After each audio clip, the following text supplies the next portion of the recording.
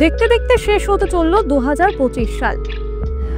চলতি বছরে বাংলা হিন্দি মিলিয়ে একাধিক সিনেমা মুক্তি পেয়েছে, যার মধ্যে কিছু ছবির বক্স অফিসে বিরাট সাফল্যের মুখ দেখেছে, আবার কিছু সিনেমা বক্স অফিসে ব্যর্থ হয়েছে। কিন্তু এমন একাধিক ছবি রয়েছে যা শুধু বক্স অফিসেই সাফল্য অর্জন করেনি, দর্শকদের হৃদয়ে জায়গা করে নিয়েছে। তবে আজ আপনাদের দেখাবো কোন 10টি হিন্দি সিনেমা সেরার সেরা তালিকায় জায়গা পেল এবং সর্বোচ্চ আয় হলো কোন ছবিতে। যারা সিনেমা প্রেমী রয়েছেন তারা নিশ্চয়ই কিছুটা হলেও আন্দাজ করেই ফেলেছেন, কিন্তু যারা আন্দাজ করতে পারছেন না তারপরে কাকে রাখবেন তাদের জন্য আজকের এই প্রতিবেদন। 10 নম্বর যে ছবিটি জায়গা পেল সেই ছবিটির বাজেট ছিল আনুমানিক 150 কোটি টাকা, যদিও আয় তার থেকে কমই হয়েছে। কত আয় হয়েছে? 144 কোটি। আর ছবির নাম কেশরী চ্যাপ্টার 2। এই সিনেমা অক্ষয়ের অভিনীত 2019 সালে চলচ্চিত্র কেশরীর সিকুয়েল ছিল, যে ছবিটির মূল গল্প ছিল জালিয়ানওয়ালাবাগ হত্যাকাণ্ডের পর এর ষড়যন্ত্র উন্মোচনের জন্য শ্রী শঙ্করায়ণ নায়ার ব্রিটিশদের বিরুদ্ধে আদালতে লড়াই শুরু করেন।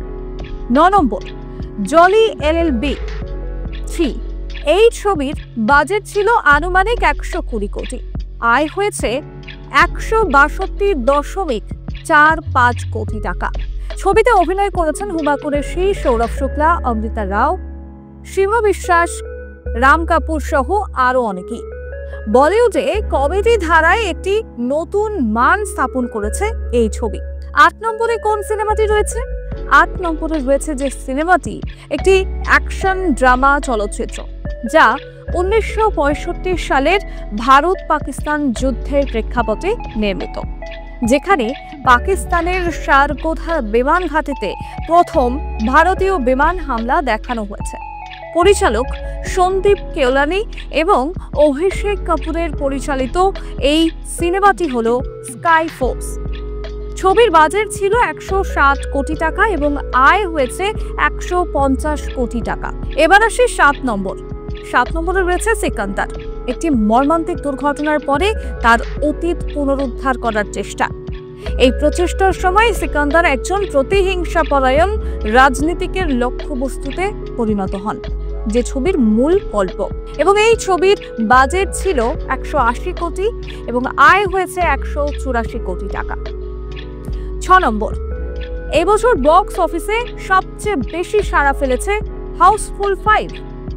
আসলে একটি ক্রুজ জাহাজে সংগঠিত একটি খুনের রহস্য নিয়ে তৈরি হয়েছে এই কমেডি ছবি, এবং এই ছবির অভিনেতারা তাদের কমিক টাইমিং এর মাধ্যমে অতিরিক্ত হাসির খোরাক জুগিয়েছেন।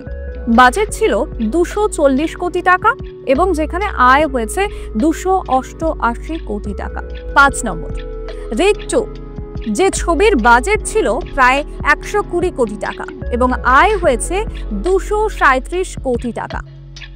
আর এই ছবির মূল গল্প হলো আয়কর কর্মকর্তা অমল পটনায়ক এবং এক শক্তিশালী দুর্নীতিগ্রস্ত রাজনীতিবিদ দাদা মনোহর ভাইয়ের মধ্যেকার লড়াই। অময় পটনায়কের চরিত্রে দেখা গিয়েছে অজয় দেবগনকে এবং মনোহর ভাইয়ের চরিত্রে দেখা গিয়েছে রিতেশ দেশমুখকে, এবং এই ছবিটি নিশ্চয়ই আপনারা দেখেছেন। 4 নম্বরে রয়েছে সিতারে জামিন পার, একজন বাস্কেটবল কোচের গল্প, যাকে সমাজ সেবা সম্পন্ন করতে হবে। তার পথ এবং বিশ্বাস যত জটিল, কোচিং করার জন্য নিউরো ডাইভার্জেন্ট প্রাপ্তবয়স্কদের একটি দলের সঙ্গে যখন তার দেখা হয় তখন সবকিছুই উন্মোচিত হতে থাকে। আমির খান অভিনীত এই সিনেমা। ছবিটির বাজেট ছিল 122 কোটি এবং আয় হয়েছে 267 কোটি টাকা। 3 নম্বরে আসি ওয়ার 2, ঋত্বিক রোশন অভিনীত একটি সফল ছবি, যে ছবির বাজেট ছিল 300 থেকে 400 কোটি টাকা, আয় হয়েছে 364 কোটি টাকা।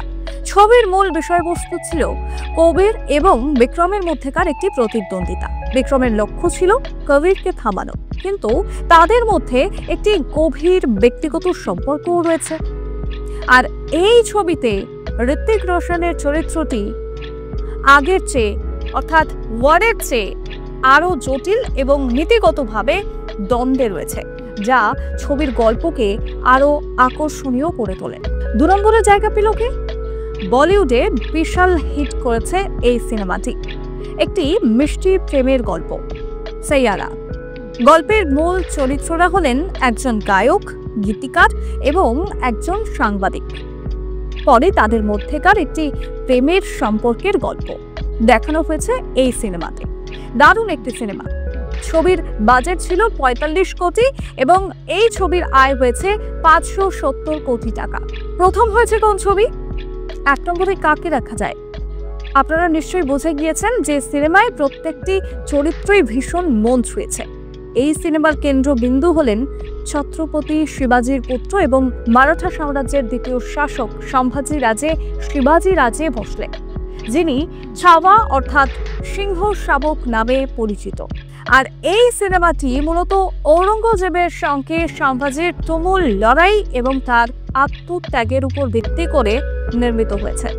ভিকি কৌশল, রশ্মিকা মান্ধানা, অক্ষয় খান্নার মতো অভিনেতা অভিনেত্রীরা তারা কিন্তু এই ছবিতে অভিনয় করেছেন এবং ছাওয়া এই ছবির বাজেট ছিল 130 কোটি, যেখানে আয় হয়েছে 807 কোটি টাকা।